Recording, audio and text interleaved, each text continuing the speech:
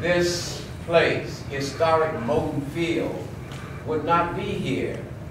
Well, when President Roosevelt informed Dr. Patterson of Tuskegee Institute that Tuskegee Institute had been selected as the site for a flight demonstration program to determine if African Americans could indeed learn to fly and be trained to fight for their country. Well, the rest is history. Not only did African Americans learn to fly, but they learned to fly so well that they fought for their country, and yes, 66 of them died during those initial battles during World War II, who fought and died for their country. You are on hallowed ground. This is the actual site where the flying, fighting Tuskegee Airmen started during World War II. And so we welcome you on behalf of the City of Tuskegee, Alabama. We are just so delighted that the National Park Service, Ms. Biggers, let's give them a round of applause. We're so proud that they have done such an excellent job. Is it working now? She doesn't know. Don't worry about it. We've got the military here. We're ready for anything, right? Okay, good. But we want to thank the National Park Service because I was remembering, I was telling the Admiral, and I know you're going to be introduced later, but I just can't wait to just give the Admiral a ride over.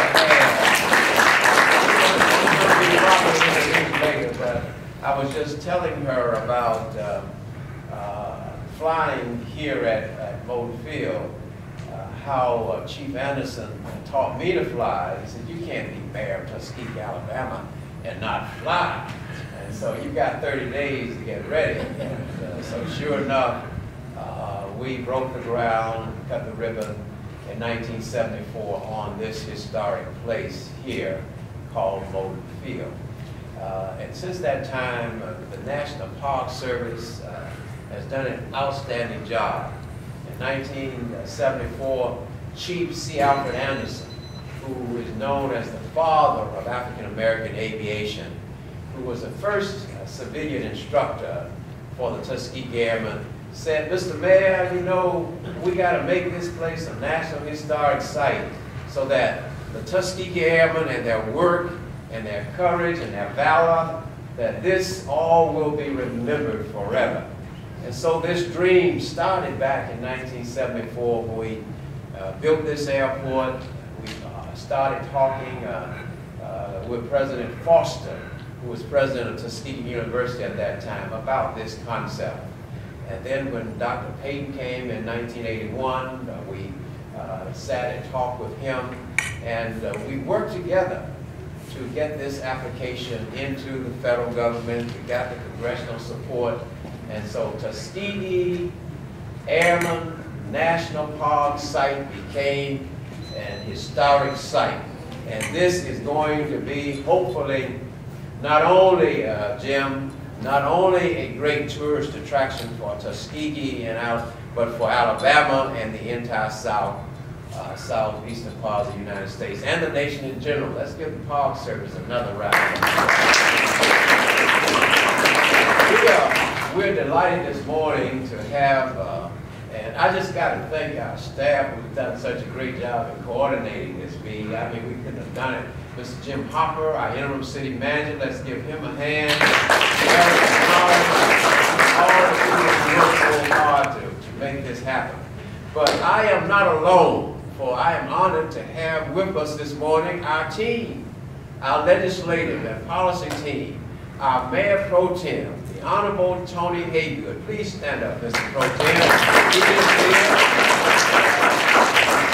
Sitting right next to him is the Honorable Jacqueline Gillette, who's the Secretary-Treasurer of the Utilities Board. Let's give her a hand. And the council lady whose district we're actually in, the Honorable Alan Whitehead. And the the Honorable Joe Turnham, I know he doesn't like that term, but once a politician and a leader, always a political leader. But the Honorable Joe Turnham is now our executive director and the person who runs the Macon County Economic Development Authority. Stand up, Joe. We're just so Mr. Roland Bond, whose family is a rock and a foundation. His family made Lake Tuskegee available to us. His family made the land available where my father built his first house. I'm just so indebted to the Bonds. Stand up, Roland, give him a hand.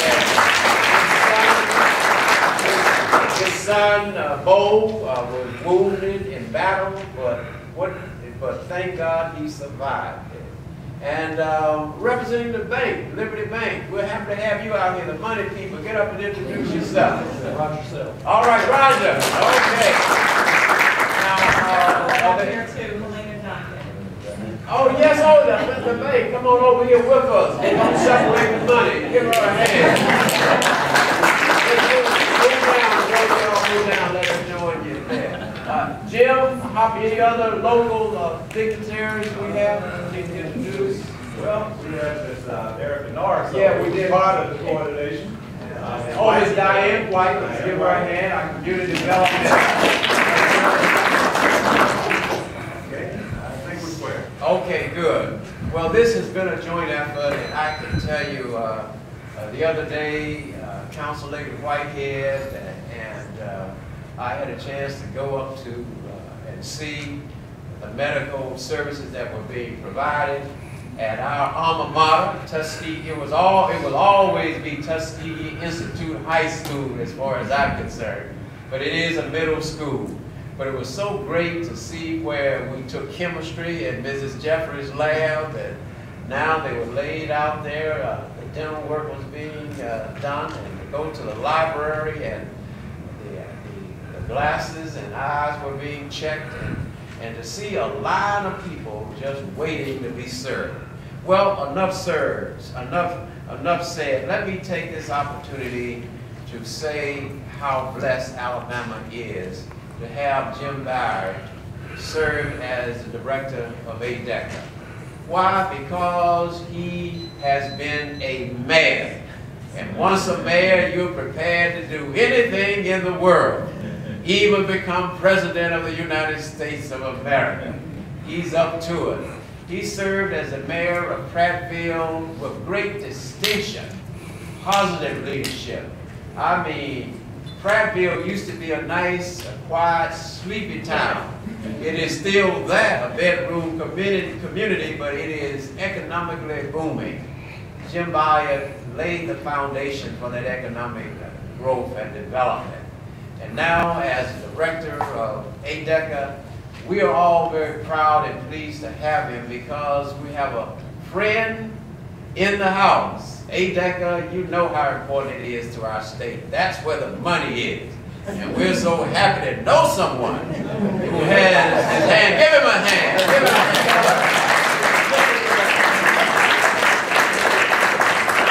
Hey, Mayor, before you leave, Yes, here, sir. the military has a tradition, and it's a coin.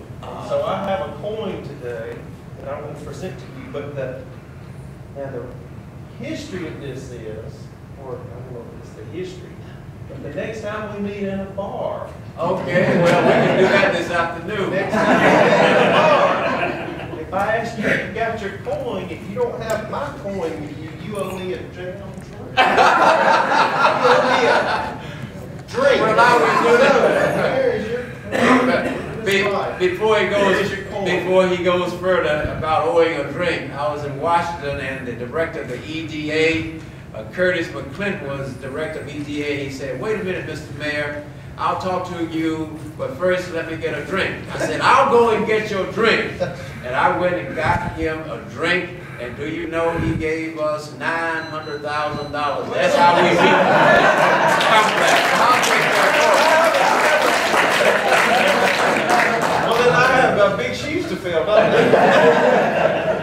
Hey, seriously, on behalf of Governor Bentley and the men and women of Alabama, Admiral and leadership of this mission, thank you for being here. Thank you for being in Alabama's Black Belt. Thank you for being in historic Tuskegee. Now, the mayor, I hate to follow Mayor Ford. He is a tremendous public speaker. He's a tremendous advocate for his hometown. But he forgot something. Okay.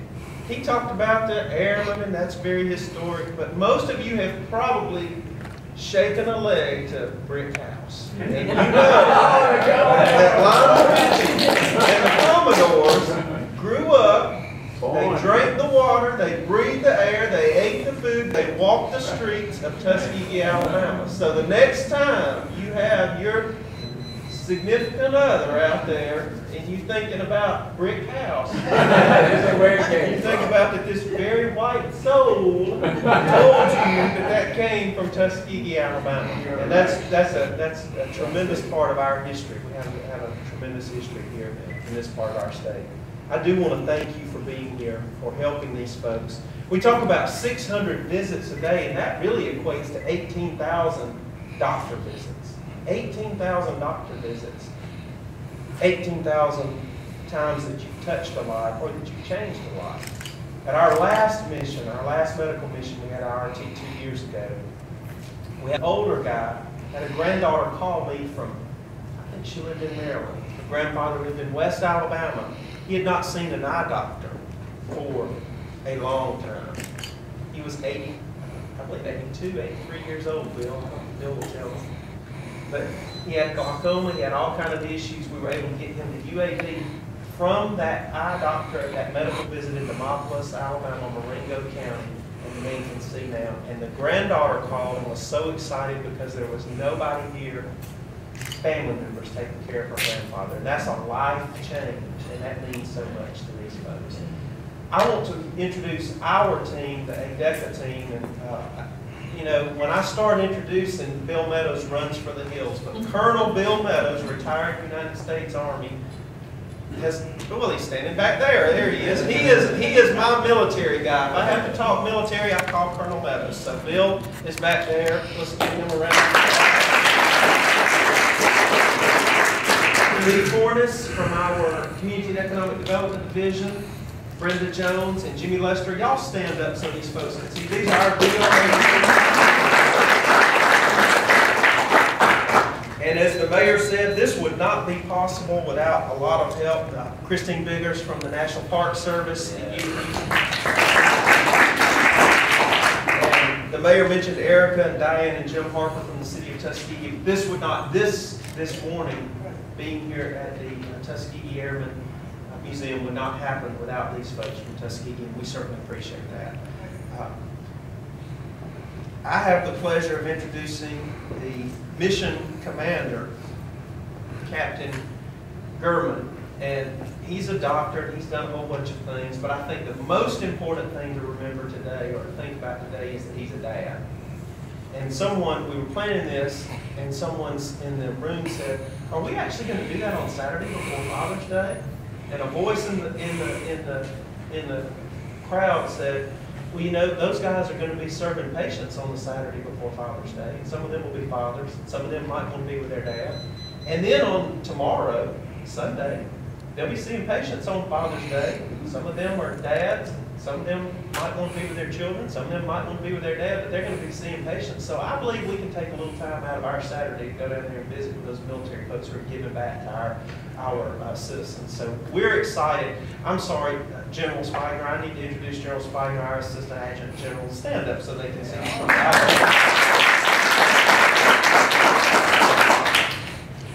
But as I was getting back to Captain Gurman, he's a dad, and that's an pretty important title, I think. So he's got a daughter named Asma, 15 years old. He should have more gray hair than he's got if he's got a 15-year-old daughter. I have a 14-year-old daughter, so I have more gray, I guess. And then a son that's 10, Johnny. I'm pleased to have a son that's 10, James. And then a daughter 8, Lauren. I have a son, 8, Richard. So we're tracking pretty good there.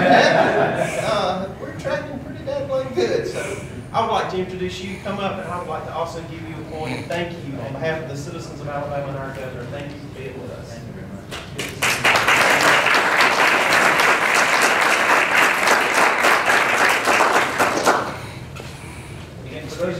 haven't met, I'm Captain Robert Herman with the 4th Medical Battalion. Again, unfortunately, this is a no alcohol training, but I will take a beer later on at some point in time.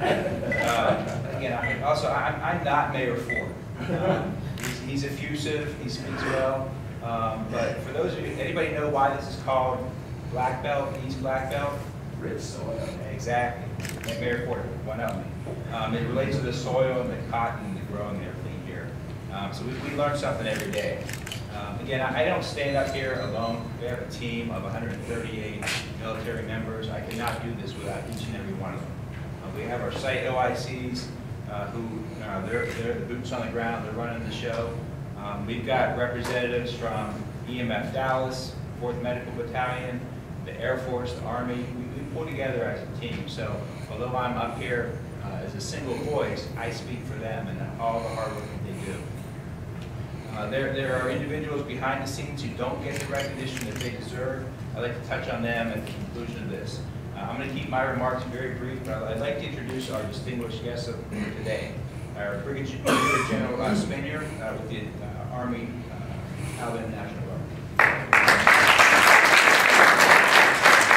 I'll keep my remarks brief.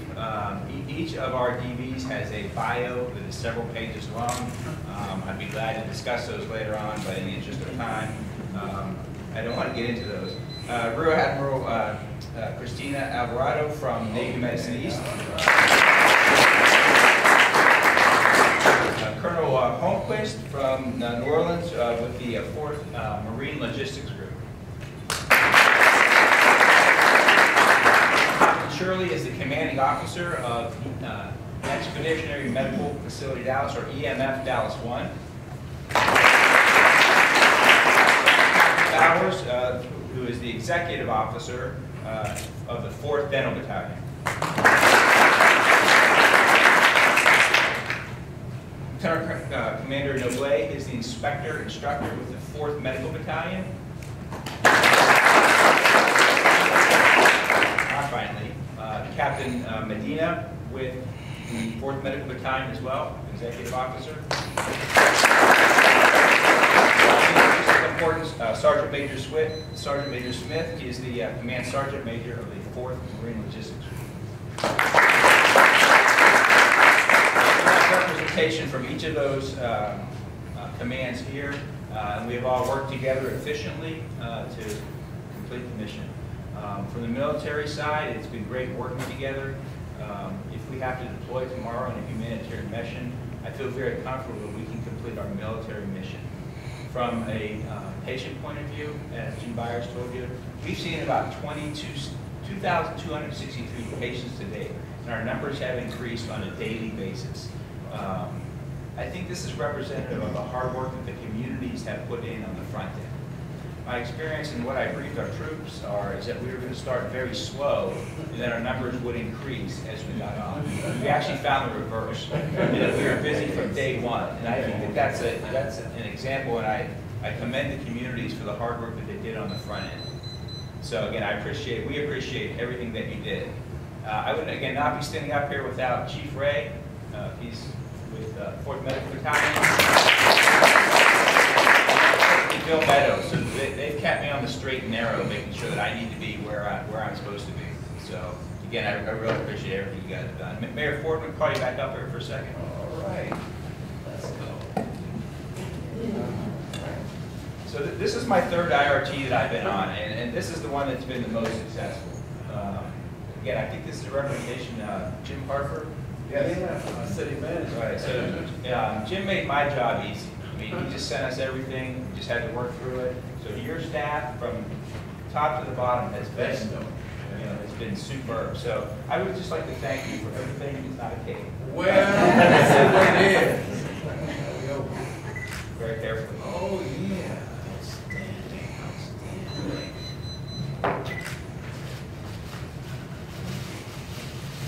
This is just a token of our appreciation for everything that your staff has done in the months.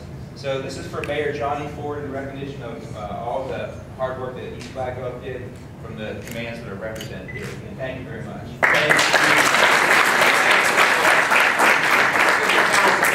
Going quickly at utility board. Unfortunately, this doesn't come with it. I want to get a picture, a quick picture of this. We're in this together.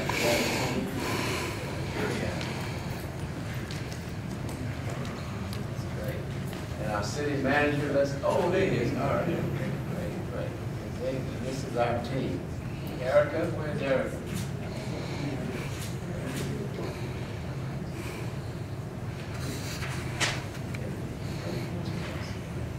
Park Service, come join us. Come on, this thing is over here.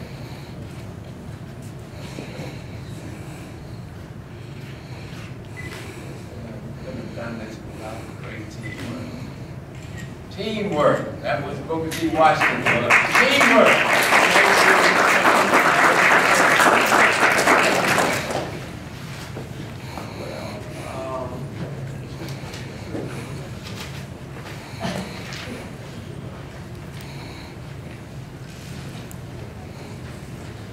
Captain German? Okay, good. Well, when do we get to hear from Alvarado? When do we get to hear? We got to hear from and see her in living color. Stand on your feet, everyone. The Admiral is coming.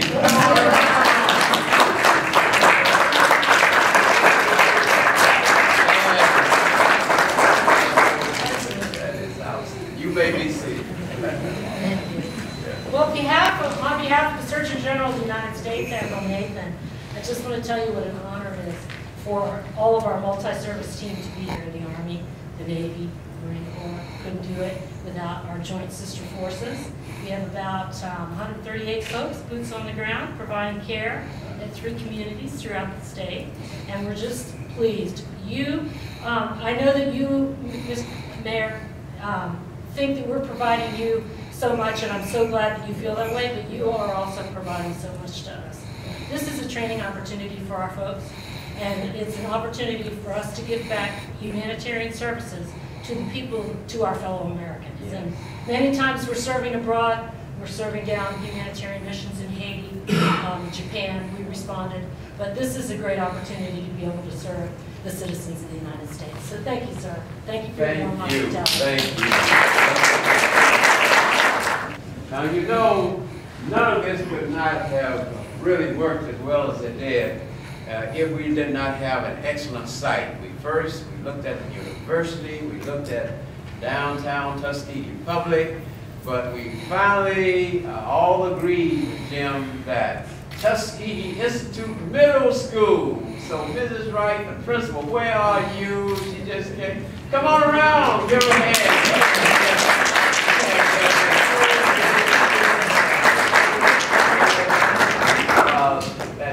And we want to thank the superintendent of the Macon County Board of Education, Dr. Jacqueline Brooks, for authorizing all of this. But this lady, the principal, wow, she has done just a great job. And let's give her another round of applause. Thank you so much. Yes, say a word, please. Good morning to everyone. Good morning. I'm the principal at Tuskegee Institute Middle School, Rosemary Wright, and I have so many wonderful people there. I've had them there for 4 or 5 days. And we have been providing services, much needed services to our citizens here in Tuskegee. And we want to say thank you so much. Thank you so much. Right. And we enjoy having them there. Now, our next stop, this is where we go next, right? Okay. So tell us. Okay, I just left there this morning. There were about 150 people waiting outside, down the sidewalk. And we just waited for you to come. I'll go back and greet you when you come. I just wanted to get everything ready, do a little sprucing up because we had quite a lot of traffic. So when the Admiral gets there, we'll be ready for you and our other guests. Okay, all right, I'll stand. So let us know, Erica, Jill, Diane, when we're ready to go. In the meantime, let's ask Ms. Biggers to come and say something about the National Historic Site, the Park Service for the Tuskegee area. Give her a hand. Well, good morning. I'd like to add my voice to the mayor's and welcome you once again to historic Moulton Field. This is actually the birthplace of the military experimental pilot training program that we know today as the birthplace of the Tuskegee Airmen. We are honored to have you here. This is actually the building that you're not able to see today. Hangar 1 was actually the first building built on site when this facility was built, and as the program expanded, they added the other facilities. This building was kind of the crowning jewel to our site restoration. We just opened this building last year, just a little over a year, and our aim with the site was to tell as much of the stories as we could. So in Hangar 1, the experience there, and I'm telling you this is what your appetite so you can come back with your family. But our aim in Hangar 1 was to focus on the training, to give you an idea for what it was like when they started here. They came from all across America and other places, foreign countries, to be a part of this special experiment. So in there we talk about the training, the exhibits are vintage, we have 2 aircraft there, trainers, so you can see what it's like. They were actual 1940s fully restored trainers. The exhibits, we have the voices of the people in there telling them what it was like when they came. And then when you come over here, this experience moves you forward. We get into a little bit more detail about who are the Tuskegee Airmen. We talk about their double victory, their fight against racism here in the United States and their fight in the war abroad. And we talk about their legacy. What happened to some of them after the Tuskegee experience, and who are some of the people, like your children and myself, who've been inspired by learning about the Tuskegee Airmen. And then we also want you to take a little bit of Tuskegee back home with you, so we have a gift shop outside the store. So please come back when you have time, bring your families, we'd love to have you. And we have a fabulous movie that we show that's only available here, designed for this place. We've actually already received 2 awards and is up for another nomination. So please come, take a little bit of Tuskegee back with you, share the Tuskegee spirit, and we thank you again for being our guest.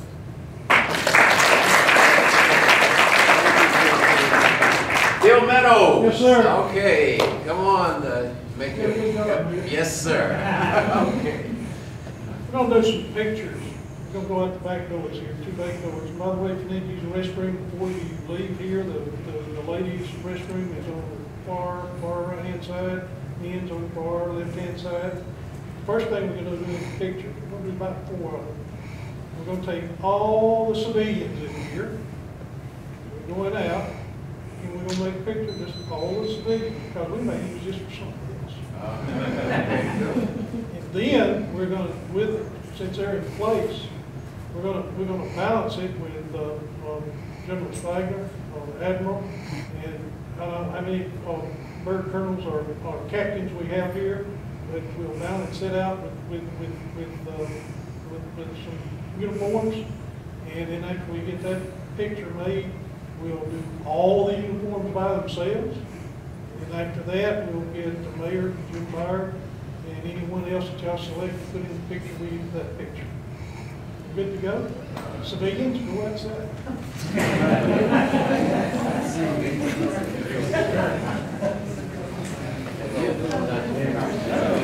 This is great.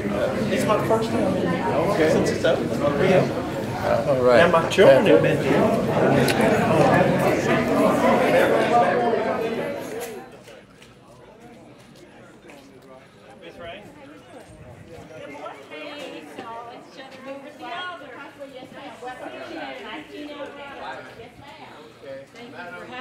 Thank you for coming. Pictures of me. Man, one of the things you'll see. I don't know. You know. All right.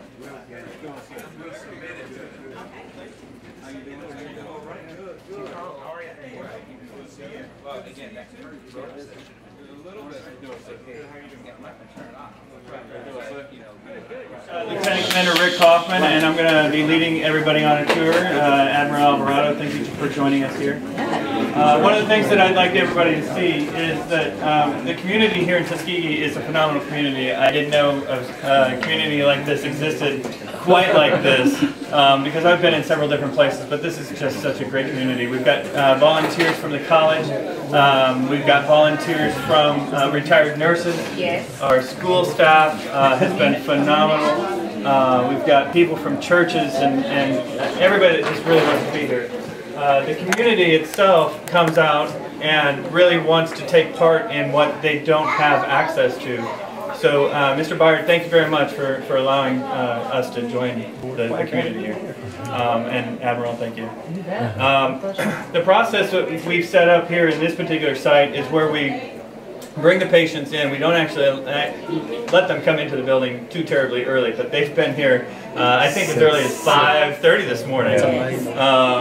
As we were going to the gym, there were people. I guess we headed to the gym at 5 o'clock this morning, so there were people, about 20 people in line, ready to see the dentist. We let them in the door at 8 o'clock, and we started our process. What they do is they come in here and they sign in here. Our volunteers, whether they're Operation Impact or a community volunteer or one of our guys, they know how to direct them. And then we'll send them right down the hall. The community, or this used to be a high school. No, I'm not used to. No, it's middle school now. It's Mayor's High School. And I'll point out his locker to you. Yeah, so now it's the middle school, Tuskegee Institute Middle School, or the community calls it Tim's. Now, what Commander is really not telling us is that we got a little competition going on here between the sites. So, the first day you follow was ahead. Then Tuskegee pulled ahead. Wow. So we're actually only separated by about 30 patients. Yeah, they're much I think bigger. it's actually closer to 22 patients. Well, they're much bigger. They're much bigger city. Yeah. So they're working pretty hard here because they really have pushed their numbers up significantly in the last 2 days. So I believe they're in the lead now. Yes. That won't last. And the word's gotten out. I mean, we've put word out through the churches and through the storefronts and through the newspapers And Facebook. and Facebook and the news. Posting every night. And the community is very gracious. If we don't have enough space to see them in dental, and we have to, I feel horrible telling them that we don't have enough space and that they're going to have to come back. They still thank me, and then they come back the next morning. They're one of the ones at 5 o'clock in the morning being here, but they still thank me for being here. They thank everybody else for being here as well. They've been nothing but gracious and very appreciative of what we've been doing. So from an operational point of view, the question's always asked, what do we get about this from the military setting? And that, especially at this site at Tuskegee, I think they pulled together and learned how to function as a unit very quickly. Set up, problem shoot, work together. So if we had to deploy to a humanitarian mission tomorrow, we can work through the issues that we've learned to work through. I know at Tuskegee, the site, that's been a challenge. They had one of their dental equipment go down, they fixed that problem, they had another issue go down. It's been seamless from a control point of view. So Absolutely. we do get good training in that regard. Yeah, it's pretty quick. If something goes down, we fix it really quick, really quick. And again, that's where the schools come in handy as well. They know how to get certain things done, and for the building aspect, process issues. I've got some great staff as well. Dr. Wang has really pulled up and helped me out. So just a sidebar, you know, it's not just the units here that made this work. Of course, we have our command that supports us. We have all the ancillary staff, and we have the other sites that we work in coordination with, and that's what really pulled the whole team together. And I think that's how we succeeded on the small level, and that's how we're continuing to succeed on the whole IRT level. So we bring our patients in, and as they line up, we have them sign up here. That's how we're keeping track of our numbers of people that have actually come into the building. We're also in each space, we're tracking the patients that the providers see, and we're also tracking the procedures that are being done on those patients. So you'll see that as you go through. We'll go ahead and walk through this way, and I'll take you through the pre-op process first. This is a pre-assessment process. So is this the community?